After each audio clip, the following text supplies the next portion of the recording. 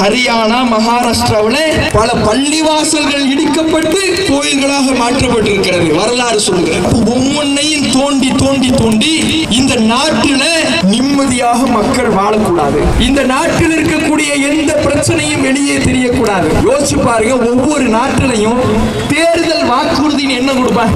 ஊழல் இல்லாத ஆட்சி அமைப்போம், விலைவாசி உயரத்தை நாங்கள் குறைப்போம், வேலையில்லா திண்டாட்டத்தை சீரக்குவோம். இதெல்லாம் ஒவ்வொரு நாட்டிலையும் கொடுக்கக்கூடிய தேர்தல் வாக்குறுதி. இங்க கொடுக்கிற தேர்தல் வாக்குறுதி என்ன தெரியுமா? ராமர் கோவிலை எழுப்புவோம், புது சிவில் சட்டத்தை நாங்கள் கொண்டு வருவோம் என்றா. இதெல்லாம் செஞ்சா பசி தீந்துருமா?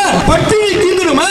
விலைவாசி ஏற்றத்தை நோக்கி ஏவுகணையாக ஏறிக்கொண்டிருக்கிறது. நாட்டில் வேற பிரச்சனையே இல்லை. உனக்கு விலைவாசி ஏறிட்டு போகுது, பொருளாதார நெருக்கடிகள் இருக்கிறது. கேஸ் சிலிண்டர் வர ஒவ்வொரு குடும்பமும் கண்ணீர் விட்டுக்கிட்டு இருக்கு. நாங்கள் மட்டும் சிலிண்டர் வாங்கவில்லை, நீங்களும் அதே சிலிண்டரை தான் வாங்கி கொண்டிருக்கிறீர்கள். இந்து மக்கள், எங்களோடு தோளோடு தோள் கோர்த்து நிற்கின்ற எங்களுடைய சகோதரர்கள், தொப்புள் கொடி உறவுகள், சிறுபான்மையின மக்கள் அனைவரும் கைகோர்த்து இந்த மதவெறி அரசியல் செய்கின்ற பாசிச பாஜக அரசை விரட்டி அடிப்போம்.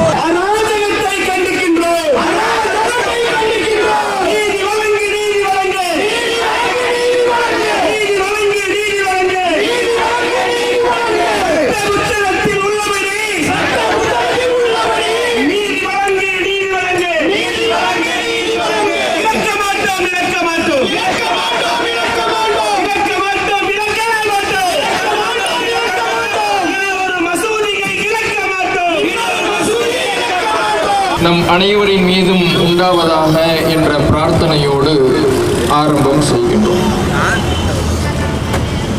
அன்பிற்கினிய சகோதர சகோதரிகளே, பெரியோர்களே, தாய்மார்களே,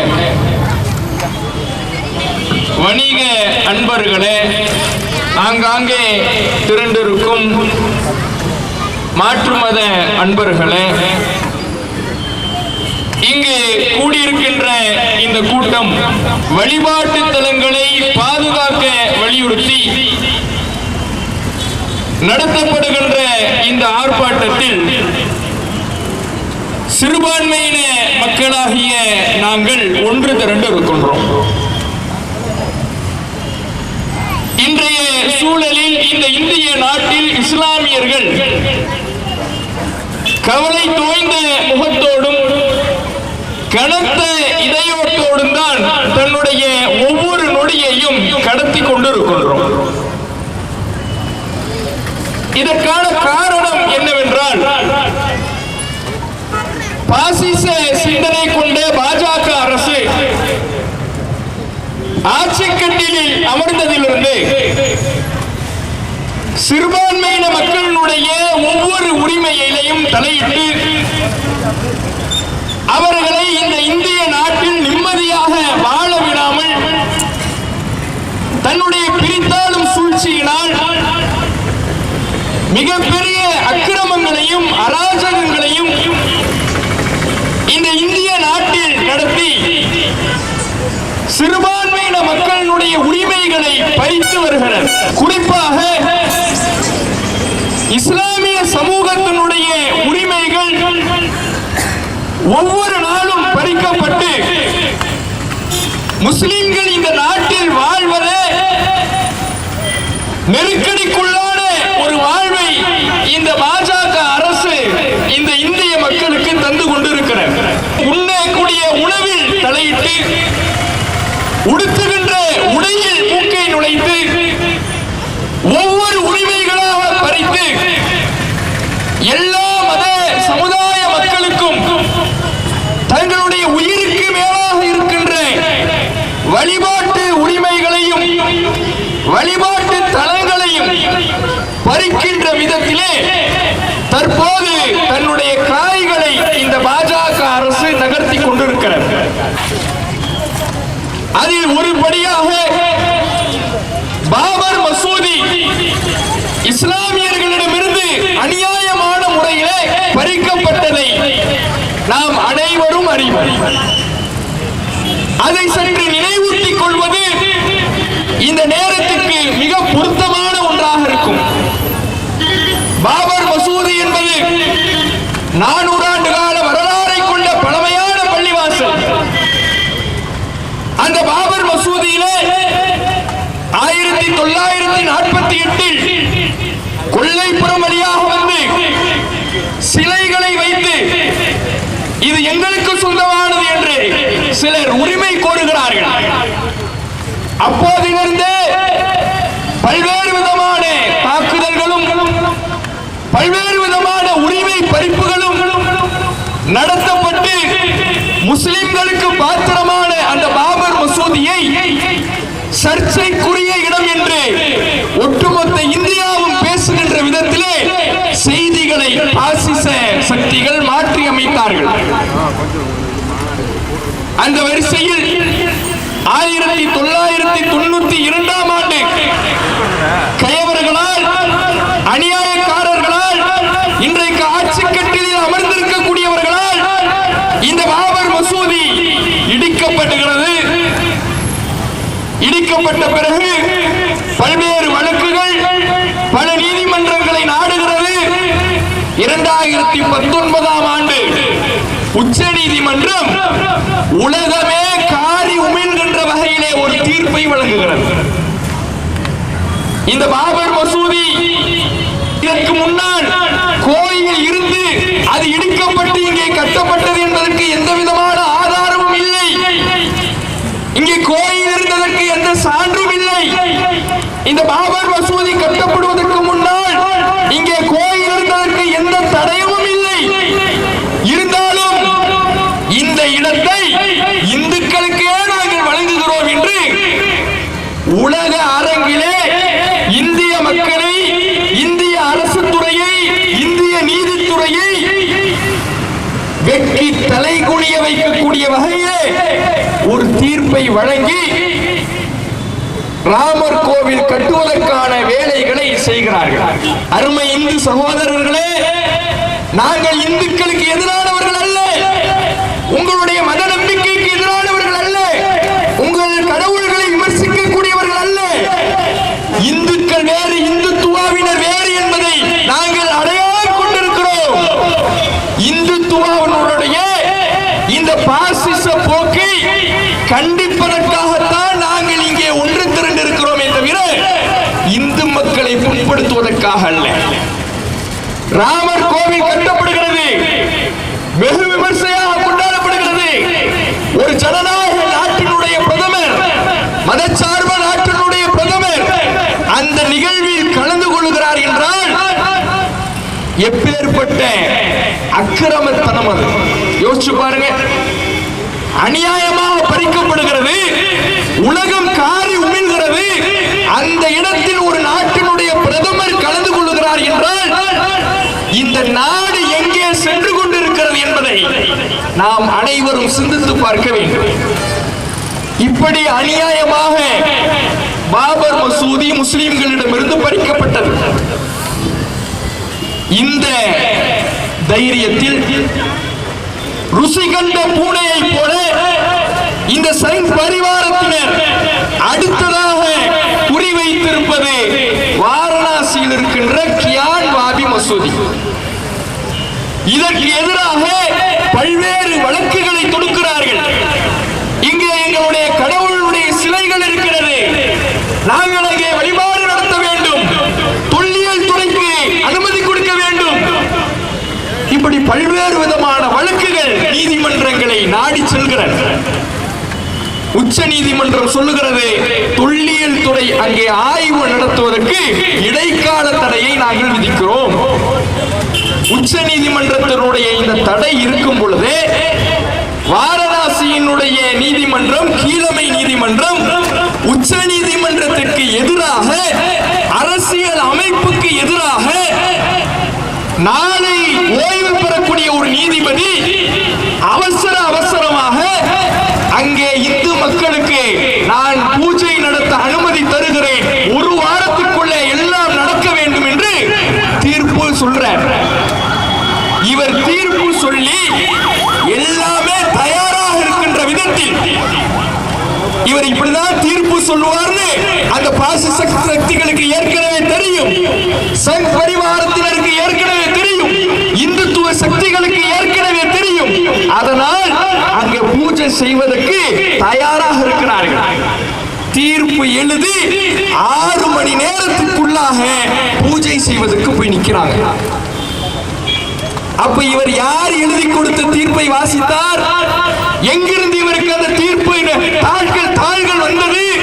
யார் எழுதி கொடுத்தார் என்பதை நம்மால் பார்க்க முடிகிறதா இல்லையா? இப்போ கியான் வாபியில இந்த பள்ளிவாசல்ல பூஜை நடத்துவதற்கு அனுமதி வாங்கி கீழ்த்தளத்தில் பூஜை நடத்துவதற்கான வேலைகளை செய்து கொண்டிருக்கிறார்கள். இப்படித்தான் பாபர் மசூதியையும் ஆரம்பித்தார்கள். நாங்கள் பூஜை செய்வதற்கு, வழிபாடு நடத்துவதற்கு அனுமதி தர வேண்டும், ஒரு பகுதியை ஒதுக்கி தர வேண்டும், அந்த ஒரு பகுதியிலே நாங்கள் இருந்து கொள்வோம். இப்படியாக வந்துதான் ஒட்டுமொத்த பாபர் மசூதியையும் இடித்து தரைமட்டமாக்கி தங்களுடைய அநீதிமன்றங்களின் மூலமாக அந்த இடத்தை பறித்து ராமர் கோவிலை கட்டினார்கள். அதே போல இப்போது திட்டம் தீட்டிக் கொண்டிருக்கிறார்கள். இனியும் இந்த முஸ்லிம் சமுதாயம் தூக்கிக் கொண்டிருக்காது. எங்களுடைய முழு எதிர்ப்பையும் இந்த ஆர்ப்பாட்டங்களின் மூலமாக காண்போம். நாங்கள் விட்டுட மாட்டோம். இனிமேலும் எங்களுடைய இந்த பள்ளிவாசல்களை விட்டுக் கொடுக்க நாங்கள் தயாராக இல்லை. இனிமேல் எங்களை அடக்க நினைத்தால் உங்களுடைய அநீதிமன்றங்களுடைய துணை கொண்டு எங்களை நசுக்க நினைத்தால் இந்திய அரசியல் அமைப்பு சட்டத்தால் நீதிமன்றங்கள் ஏற்படுத்தப்பட்டது. அந்த நீதிமன்றங்கள் ஆதாரத்தின் அடிப்படையில் செயல்பட வேண்டுமே தவிர அனுமானத்தின் அடிப்படையில் செயல்படக்கூடாது. பாபர் மசூதியில ஆதாரம் இல்லைன்னு சொல்லிட்டு அனுமானத்தின்படி தீர்ப்பை வழங்கினார்கள். சரி, விட்டுட்டோம், போகுது. எங்களுடைய சக்திக்குட்பட்டவாறு இந்த நாட்டின் மீது நம்பிக்கை வைத்திருந்த நாங்கள், நீதித்துறையின் மீது நம்பிக்கை வைத்திருந்த நாங்கள் எவ்வளவு போராட முடியுமோ, ஜனநாயக வழியிலே நிற்க முடியுமோ அவ்வளவும் நாங்கள் நின்று விட்டோம். உச்ச நீதிமன்றம் வரை, இந்த நாட்டினுடைய உச்சபட்ச நீதிமன்றத்தின் வரை சென்று விட்டோம். போச்சு, அநியாயமா எடுத்துக்கிட்டா இனிமேல் படைத்த இறைவனிடத்தில் சரணடைவோம் என்று ஒதுங்கினால் மீண்டும் கை வைக்க வருகிறார்கள். மீண்டும் அடுத்தடுத்த பள்ளிவாசல்களை குறிவைக்கிறார்கள். கியான் வாபி மட்டுமல்ல, மதுராவிலே ஷாஹி ஈத்கா என்று சொல்லப்படக்கூடிய ஒரு பள்ளிவாசலை குறிவைத்து ஏஎஸ்ஐ என்று சொல்லக்கூடிய தொல்லியல் துறை சொல்லுகிறது அங்கே கோயில் இருந்ததற்கான தடயங்கள் இருக்கிறது. இது தொல்லியல் துறையா என்ன துறைன்னு தெரியல. தொல்லியல் துறைக்கு வரலாற்று ஆவணங்களை மற்ற இடங்களை எத்தனையோ ஆய்வுகள் நடத்த வேண்டிய வேலைகள் இருக்குது. இந்த தொல்லியல் துறை செய்யற வேலை என்ன? எங்கெல்லாம் பள்ளிவாசல் இருக்கு, எங்கெல்லாம் கோயில் இருக்கு, இது ஒரு வேலையா? தோண்டுனா ஒவ்வொரு இடத்துலையும் ஒண்ணுதான் கிடைக்கும். ஓ வீட்டு தோண்டிப்பாரு, அங்க ஏதாவது ஒரு ஓடு கிடைக்கும். அதை வச்சு இது ஆதாரமா? இதெல்லாம் ஒரு ஆதாரமா? யோசிச்சு பாருங்க. நம்முடைய சென்னையில மயிலாப்பூர்ல கபாலீஸ்வரர் கோயில் இருக்குது, இந்து மக்களுடைய வழிபாட்டு தலம். அதற்கு இடம் கொடுத்தது யாரு? நவாபு. நவாபுகள் இந்த இந்திய நாட்டை ஆண்டு கொண்டிருக்கின்ற பொழுது அந்த கோயிலுக்கு அவர்கள் இடம் கொடுத்தார்கள். அங்க தோன்றுனா அவங்களுடைய ஏதாவது ஒரு தடயங்கள் கிடைக்கலாம், அதனால உரிமை கோருவோம். நாங்கள் அதற்கெல்லாம் உரிமை கோர மாட்டோம். நாங்கள் இந்திய அரசியல் சாசன சட்டத்துக்கு கட்டுப்பட்டு நடக்கின்ற ஜனநாயகவாதிகள். எங்களுடைய போராட்டங்களும் ஆர்ப்பாட்டங்களும் சட்டத்துக்கு உட்பட்டு இருக்குமே தவிர இந்த சைன் பரிவாரத்தினரை போன்று எங்களுடைய செயல்கள் அமையாது. அப்ப இந்த கபாலீஸ்வரர் கோயில் ஆற்காடு நவாபுகள் கொடுத்த இடங்கள். அதே போல பல குருத்வாராக்களும் பல புத்த மடங்களும் இடித்து தரைமட்டம் ஆக்கப்பட்டு தான் இன்னைக்கு பல கோயில்கள் கட்டப்பட்டிருக்கு. அப்ப பல கோயில்களை தோண்டி பார்த்து இங்க புத்தரனுடைய விஹாரம் இருக்குது, அதனால அது புத்த கோயிலுக்கு சொந்தம்னு சொல்ல முடியுமா? சட்டம் என்ன சொல்லுது அதை தான் பார்க்கணும். யோசித்து பாருங்கள். எதையாவது ஒண்ணு தோண்டி பார்த்தா ஏதாவது ஒண்ணு கிடைக்கத்தாண்ட செய்யும். அதான் ஒரு நகைச்சுவையா செய்தித்தாள்கள்ல கேலி சித்திரம் வரைஞ்சிருந்தாங்க. ஒருத்தன் வீட்டுல இருக்கிறான், குடி இருக்கிறான், வாடகை தரல. ஓனர் போய் கேட்கிற, என்னடா வாடகையே தர மாட்டேங்கிறியே? 2 மாசம் ஆச்சு, 3 மாசம் ஆச்சு, 4 மாசம் ஆச்சு, வாடகையே தரமாட்டேங்கிறீங்க. வீட்டு ஓனர் போய் கேட்கிறார், வீட்டுல குடியிருக்கிறவன் மிரட்டான், ஒழுங்கா வாடகை கேட்காம இருக்கிறீங்க, தொல்லியல் துறைக்கு போன் போட்டு இங்க நோட்ட சொல்லுவாங்க. எப்படி கேலி கூத்தாயிடுச்சு பாத்தீங்களா? இதைத்தான் இந்த இந்திய அரசியல் சாசன சட்டத்திற்கு இத்தகைய ஒரு இழிவைத்தான் பாஜக அரசு தேடி தந்திருக்கிறது. அப்ப எங்களுடைய வழிபாட்டு தலங்களை பாதுகாக்க வேண்டும் என்பதற்காகத்தான் இங்கே நாங்கள் கூடியிருக்கிறோம். எங்களுடைய இந்த போராட்டங்கள் எங்களுடைய மத வழிபாட்டு தலங்களை காக்க வேண்டும் என்பதற்காக இங்கே நாங்கள் திரண்டு இருக்கிறோம். அப்ப ஒவ்வொரு பள்ளிவாசலா குறி வைக்கிறார். அறிவித்தார்கள் இதற்கு முன்பே 3000 பள்ளிவாசல்கள் எங்களுடைய இலக்காக இருக்கிறது. இந்திய நாட்டில் 3000 பள்ளிவாசல்களை நாங்கள் குறிவைத்திருக்கிறோம். தைரியமாக, தெம்பாக, தெனாவட்டாக, திமிராக பேசுகிறார்கள். குறித்து வைத்துக் கொள்ளுங்கள். பாபர் மசூதியை இழந்ததை போல, விட்டுக் கொடுத்ததை போல இனி ஒரு பள்ளிவாசலை நாங்கள் விட்டுக் கொடுக்க மாட்டோம். நீ அநியாயமாக வந்தால் அதே அநியாயமாக நாங்களும் வருவோம். ஜனநாயக வழியில் நிற்கின்ற மக்கள் இந்த இந்திய நாட்டின் மீது இன்னமும் நம்பிக்கையோடு இருக்கிறோம். குறித்து வச்சுக் கொள்ளுங்கள். இது நாங்கள் சொல்லுகின்ற எங்களுடைய தீர்மானம். நாங்கள் இனிமேலும் விட்டுக் கொடுக்க தயாராக இல்லை. அடுத்து சொல்றேன், கீழக்கரையில சீதக்காதி பள்ளிவாசல் ஒண்ணு இருக்கு. சீதக்காதிங்கிறவரு இந்து மன்னரிடத்துல மிகப்பெரிய பொறுப்புல இருந்தார். அவர் காலத்துல கட்டப்பட்ட ஒரு பள்ளிவாசல். அவர் அந்த இந்து கட்டட கலையை வைத்து கட்டி இருக்கிறார். அது நிறைய தூண்லாம் வச்சிருந்த உடனே இன்னொரு பள்ளிவாசல் கிடைச்சிருச்சு சொல்றான். எவ்வளவு பெரிய அந்த திமிர் வாதத்தை, எவ்வளவு பெரிய அராஜக போக்கை இந்த நீதிமன்றங்களுடைய துணை கொண்டே இந்த பாசிச சக்திகள் நிறைவேற்றி கொண்டிருக்கிறார்கள் என்பதை பார்க்கிறோம். ஹரியானா, மகாராஷ்டிராவில் பல பள்ளிவாசல்கள் இடிக்கப்பட்டு கோயில்களாக மாற்றப்பட்டிருக்கிறது, வரலாறு சொல்லுகிறது. அப்ப ஒவ்வொன்னையும் தோண்டி தோண்டி தோண்டி இந்த நாட்டில் நிம்மதியாக மக்கள் வாழக்கூடாது. இந்த நாட்டில் இருக்கக்கூடிய எந்த பிரச்சனையும் வெளியே தெரியக்கூடாது.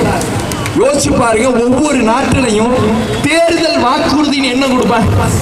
ஊழல் இல்லாத ஆட்சி அமைப்போம், விலைவாசி உயரத்தை நாங்கள் குறைப்போம், வேலையில்லா திண்டாட்டத்தை சீரக்குவோம். இதெல்லாம் ஒவ்வொரு நாட்டிலையும் கொடுக்கக்கூடிய தேர்தல் வாக்குறுதிகள்.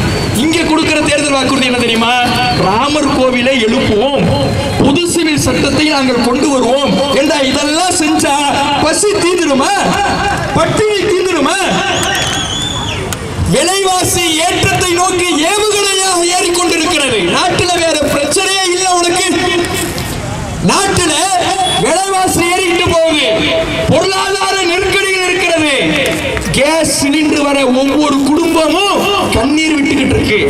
மக்களே, நாங்கள் மட்டும் சிலிண்டர் வாங்கவில்லை, நீங்களும் அதே சிலிண்டரை தான் வாங்கி கொண்டிருக்கிறீர்கள். எவ்வளவு ரூபாய்க்கு வாங்கணும்? 300 ரூபாய், 400 ரூபாய்க்கு இருந்த சிலிண்டர் 1000 தாண்டி போய்கிட்டு இருக்கு. யாருடைய ஆட்சியிலே? உங்களுடைய பாதுகாவலர்னு எந்த மோடி ஏமாத்திக்கிட்டு இருக்காரோ அந்த மோடியுடைய ஆட்சியில. வேலையில்லா திட்டம் தலைவிரித்தாடுகிறது. அரிசி, பருப்பு, எண்ணெய், பால், எல்லா அத்தியாவசிய பொருட்களுடைய விலையும் ஏவுகணையாக சென்று கொண்டிருக்கிறது. அதெல்லாம் பிரச்சனையே இல்லை, அதெல்லாம் உனக்கு கண்ணுக்கு தெரியல. பள்ளிவாசல் மட்டும்தான் உன் கண்ணை உறுத்துது. ஏன்? இதெல்லாம் தேர்தல் கபட நாடகங்கள். நாடாளுமன்ற தேர்தல் வருது. நாடாளுமன்ற தேர்தல் வந்தா வாக்குறுதிகளை கொடுத்து நல்லாட்சியை நிறுவி அந்த நாட்டு மக்களிடத்திலே நம்பிக்கை நட்சத்திரமாக வலம் வர வேண்டும். ஆனா இந்த மோடி எல்லா பிரச்சனையும் ஓட்டையா இருக்குது. இந்த நாடு பொருளாதாரம் அதல பாதாளத்துக்கு சென்று கொண்டிருக்கிறது. விலைவாசி ஏற்றத்தை கண்டிருக்கிறது. இப்படி எல்லா பிரச்சனையும் இந்த நாட்டில் தலைவிரி தாடி கொண்டிருக்கும் பொழுது இந்த பள்ளிவாசலை வச்சுதான் இவர்களுடைய அரசியல் நடக்குது. மத வெறுப்பை வைத்துத்தான் தங்களுடைய இருப்பிடத்தை தக்க வைத்துக் கொள்ள இவர்கள் முயற்சித்துக் கொண்டிருக்கிறார்கள். அப்ப இந்த இஸ்லாமிய சமுதாயம் விழிப்புணர்வு அடைய வேண்டும். இஸ்லாமிய சமுதாயம் இனியும் பொறுத்து கொள்ளாது. இனி வரக்கூடிய தேர்தலில், வரக்கூடிய நாடாளுமன்ற தேர்தலில் மத வெறி அரசியலுக்கு எதிராக இந்த நாட்டில் வாழுகின்ற சிறுபான்மையின மக்கள் இந்த பாசிச சக்திகளுக்கு தக்க பாடத்தை புகட்டுவார்கள். இந்த மக்கள், இந்து மக்கள், எங்களோடு தோளோடு தோள் கோர்த்து நிற்கின்ற எங்களுடைய சகோதரர்கள், தொப்புள் கொடி உறவுகள், சிறுபான்மையின மக்கள் அனைவரும் கைகோர்த்து இந்த மதவெறி அரசியல் செய்கின்ற பாசிச பாஜக அரசை விரட்டி அடிப்போம். எத்தகைய காலத்தை நாங்கள் உருவாக்குவோம் என்றால், நீ யாரை கைக்குள்ளே போட்டு வைத்திருக்கின்றையோ அந்த சங்கிகள், யாரை மூளைச்சலவை செய்து உன்னுடைய அக்கிரமத்துக்கு அராஜகத்துக்கு துணையிக்க வைத்திருக்கிறாயோ அந்த சங்கிகளை வைத்தே உன்னை விரட்டி அடிக்கின்ற காலம் வெகு தொலைவில் இல்லை. அவங்களை வச்சே விரட்டுவோம், உன்னை சங்கிகளை வைத்தே உன்னை விரட்டுவோம். அப்படி விரட்டி இந்த நாட்டில முஸ்லிம்களும் இந்து மக்களும் சகோதரத்துவத்தோடு வாழ்ந்தோமோ, சட்டத்தின் துணை கொண்டு நாங்கள் போராடி கொண்டிருக்கிறோம். அதே சமயம் அதே சட்டம் எங்களுக்கு ஒரு வாய்ப்பையும் தருகிறது. IPC 105 உங்களுடைய சொத்துக்கள், உங்களுடைய உரிமைகள், உங்களுக்கு உரிமைக்கு பாத்திரமான விஷயங்களை அநியாயமாக எவனேதும் பறிக்க வந்தால் திருப்பி அடிக்கிறது இந்திய அரசியல் சாசனம். அந்த ஜனநாயக வழியில இந்திய அரசியல் சாசன சட்டத்தை அதுல நாங்கள் ஒரு ஈடுபாடை காட்டி நாங்கள் நடக்காமல் இறுதி வரை இருக்கணும்னா அதற்கு சட்டம் எங்களுக்கு அனுமதி வழங்குது. திருப்பி அடிக்கவும் எங்களுக்கு தெரியும். ஆனா ஜனநாயக வழியில நிக்கணுங்கிற கட்டுப்பட்டு நிக்கிறோம். இனிமேலும் இந்த போக்கை இந்த அரசாங்கம், பாஜக அரசு நிறைவேற்றக்கூடாது. அப்படி செய்தால் இந்த நாட்டில் இப்போ அங்கங்க போராடிக்கிட்டு இருக்கிறோம், ஒவ்வொரு மாவட்ட தலைநகரங்கள்ல போராடிக்கிட்டு இருக்கிறோம். இனிமேலும் இது தொடரும் என்றால் ஒட்டுமொத்த சிறுபான்மையின மக்களும் ஒட்டுமொத்த இஸ்லாமியர்களும் ஒரு இடத்திலே ஒன்று குழுமினால் இந்த நாடே ஸ்தம்பிக்கும். அரசு இயந்திரங்கள் முடங்கும். எங்களுடைய எதிர்ப்பை, எங்களுடைய கோரிக்கைகள் நிறைவேறும் வரை நாங்கள் காட்டிக்கொண்டே இருப்போம். இடத்தை விட்டு நகர மாட்டோம்.